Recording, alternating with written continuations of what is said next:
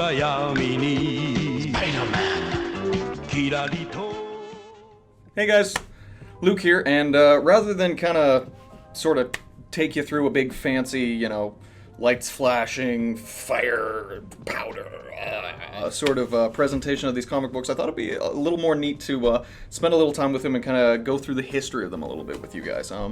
But that being said, these are pretty expensive pieces. They're pretty rare, and the quality of them is sort of what makes the man, if you will. So before we do anything, we got to glove up. First, we're going to start off with a little bit of Matt Murdock, a little Daredevil for you guys. So, I've selected 3 issues, by no means all the Daredevil we have in this auction, but 3 that I found interesting for a particular set of reasons. So the first one we're going to look at is this one right here, which is Daredevil number 27. So this was initially published in April of 1967. And you can see here just phenomenal quality on this. Stan the Man Lee and Gentleman Gene Colan. Too cool. Mild degree of wear, just a little bit on the cover here, but apart from that, she's pretty dang pristine. Spine still in great condition, staples have held. One of the interesting things about this issue, Stiltman and the Masked Marauder actually end up trying to take down Daredevil, only trouble being, and this is something that Stan Lee's used a couple times, they get the wrong name. So they're hunting down someone by the name of Mike Murdock. I mean, it's the sort of decision making you do when your superpower is being occasionally tall. Alright, well, that makes a very good transition into our next issue, which is Amazing Spider-Man number 16. Now, you notice already, it's of course the first meeting between Spider-Man and Daredevil, but if you look at the cover, you may notice something, a few telltale signs here and there as to who the person who did the art for this was, and it is of course the legendary and often unsung Steve Ditko. This is one of the earlier Spider-Man comics, still back in the day when they were in the 12 cents. And this would have been published back in 1964. The major antagonists of this story, of course, being the Ringmaster and his Circus of Crime. Oh, yeah, and you can see it right there. Written by Stan Lee, master of the spoken word. Illustrated by Steve Ditko, Dean of Dramatic Drawings. Lettered by S. Rosen, Sultan of Sparkling Spelling. Action, thrills, and suspense. Oh. And while there's a little bit of wear you can see along the cover here, the insides of this thing are just bloody pristine.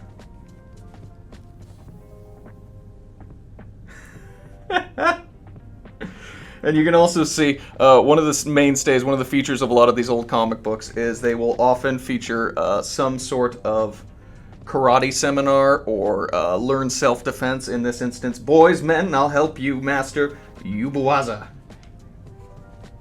Yeah. A lot of white kung fu masters out there, it would appear. So this one is incredibly exciting to me. The first reason is I am a giant fan of Frank Miller. Irrespective of what people seem to think of his work these days, I still will defend to my death Holy Terror for the sheer fact that it's something he felt he had to write. And when he took over Daredevil in 1980, he'd already been penciling and doing art up until then. He'd been contributing in that fashion, but this is where he really came into his own. This is, for all intents and purposes, where most people consider the Frank Miller run starting for Daredevil. And of course, this is the first appearance of Elektra, who would become part antagonist, part romantic interest, resurrected, died. There's been a very long history since she was initially created by Miller in 1980, but this is the first time she was ever put to print. Here's one of the first things I wanted to draw your attention to. I don't know if anyone will recall who this gentleman is. This is an ad for Dingo Boots.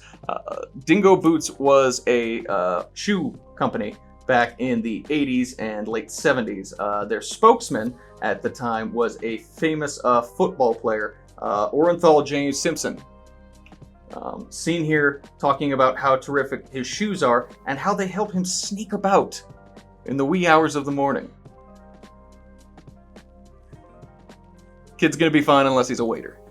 Anyway, so this guy would have originally hit shelves probably around 1981 in January. So this would have been Miller basically ringing in the new year with something that not entirely would define his career, but something that would at the very least be sort of the first time we really saw him put his foot to the pedal. And of course, a great deal of the things we associate with Daredevil are a direct result of this. The history of Daredevil, for all intents and purposes, was defined in a lot of ways by what Miller brought to the table. The owner absolutely preserved the crap out of this. This is absolutely, very rarely do I get to see comics that are in this good a condition. You can see no problems with the spine around. The staples have been in good condition. Doesn't look like she was read too much, which is always a good thing when it comes to collecting. No blemishes, no pen marks, and her guts are absolutely pristine. So you might be able to infer, just kind of by looking at this, I had a little bit of trouble when it came to selecting my favorite Amazing Spider-Mans to highlight from this collection. These aren't even half of the ones that we have online right now, but these are just some of the ones that I thought deserved a little bit of extra attention, at least in the case of this video. Some of these have a lot of history and a lot of incredible stories and context behind them. That being said, I wanted to start out with this one. This is Amazing Spider-Man number 37. Funnily enough, we actually have 2 copies of this guy. So this guy would have been published in June of '66. This, again, a lot like the Daredevil, you can see here, especially when it comes to the shading around things like faces, those deep, deep marks. That's Ditko. This is a relevant issue for a few reasons. First and foremost, this is the first one where we name Norman Osborn. If you're familiar with your Spider-Man history, you should know exactly who and subsequently what Norman Osborn is. You know, I'm something of a scientist myself. A characteristic of this issue is sort of this hyper-futuristic sort of sci-fi bent that would later characterize a lot of Spider-Man that came afterward. If you look here, this is where Norman Osborn decides he's going to start using a robot, pictured here as this green blobby thing. And the quality of this guy is just absolutely superb, especially for something that was printed in '66. If you take a look here along the sides, the spine is pretty dang immaculate. Very little wear, doesn't look like it was read very much, which is kind of strange when you see old ones like this. You always wonder who bought it, sort of either uninterested in reading it or potentially thinking it was going to be some sort of collector's item eventually. And jumping on the segue while it's running, speaking of Norman Osborn, we have here Spider-Man number 23. Now this is interesting for a couple reasons. The first being, this is the 3rd appearance of the Green Goblin. This is originally published in '65, and like almost all of the things in this collection, it's just great condition. You can see the spines still in great shape. A little bit of a fold here on the cover, but honestly, barely even anything. Let's crack her open. And one of the just lovely things about going through old Spider-Mans is like this is you get to see that original Ditko art. It's just gorgeous. And this is always sweet, seeing these little messages they leave at the beginning and sometimes the end of issues. Dedicated to the new breed of comic magazine readers, to you, the modern Marvel fan, who will accept nothing less than the best in story and art. A real treat of an issue. But, of course, that's not the only ones we have. We don't have time to go through all of them, of course, but if you take a look through some of these, we have the first appearance of Cloak and Dagger. We have the issue that features the death of Captain Stacy. It's been many, many years. I don't think that's a spoiler. So, moving on from Marvel to DC, we have an incredible selection from the one and only Mr. Bob Kane, the original creator of Batman. Some of these have an incredible amount of value, not just because of what they represent to the history of comics publishing, but what they represent to the history of Batman canon. So we're going to get cracking with this guy first. This is significant for a couple reasons. One, it features Batmite, as you can see here. A character nobody really liked and no one particularly asked for either. That notwithstanding, it is also the first 12-cent appearance of possibly the most famous antagonist, period, but certainly in comics. It's the first 12-cent appearance of the Joker. This guy would have been published originally in 61, I believe. Let's crack her open and see. Yeah, and you can see right at the bottom here, that's Bob Kane's signature right here. This is kind of one of the fun 60s ones, especially when it came to Batman. If you recall, it's not a few years from now when Adam West and Burt Ward are going to be cast doing go-go dances on television. And the comics are starting to kind of reflect a little bit of that more carefree attitude. For instance, in the opening of this, Batman and Robin are already engaged in a fight to the death with a couple of bug-eyed aliens. Oh, and there he is. There is the most infamous character in all of comic book history, bar none. It's really, really cool to see the Joker's early appearances like this. He's still, in the canon, more of sort of a trickster. You know, he's more interested in robbing and scheming. You know, maybe uses some giant mallet to rob a bank or something to that effect. By no means the character we know in, you know, films like 2019's Joker, or earlier the Heath Ledger performance that everyone is rightly so enamored with. It's very interesting to see sort of the early seeds of the character developing in a comic like this. So, moving on from the Joker's first 12-cent appearance, we have a first appearance, full stop, period. This is Batman number 181. This would have originally been published in 1966.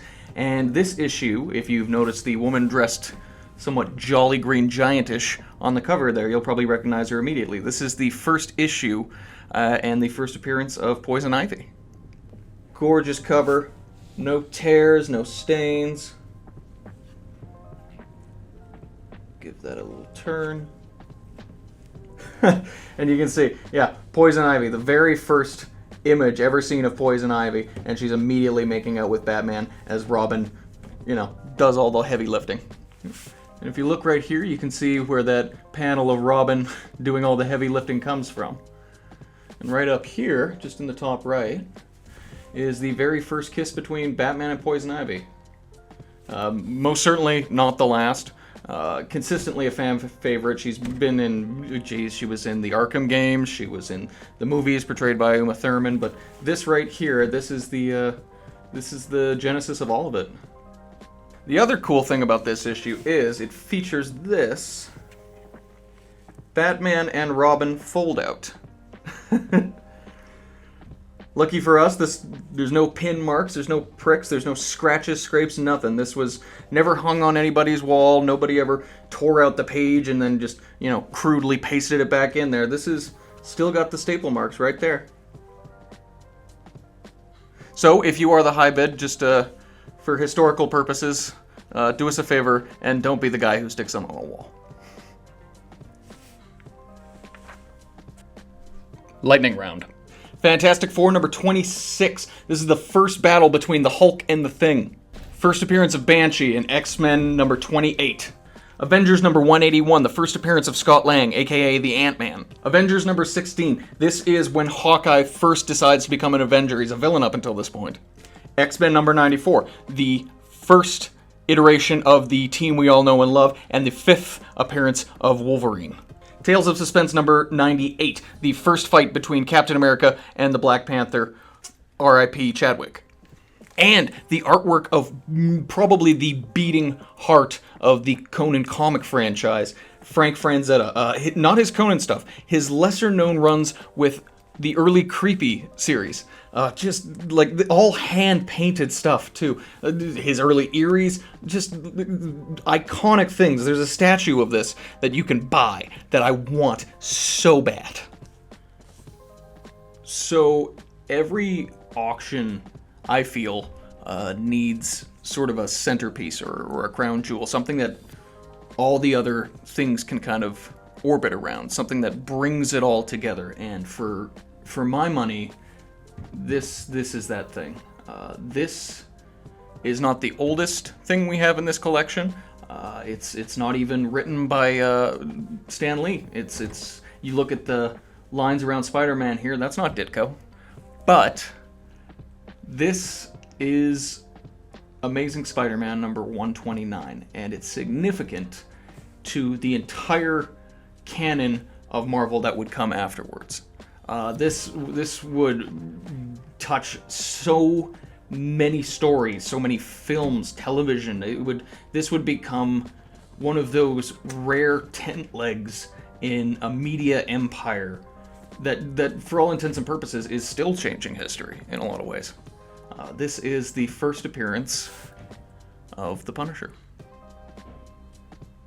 And what's more, this issue is just immaculate. If you can see the condition here. Spine, great condition. Come around the edges here. No folds, no tears, no stains.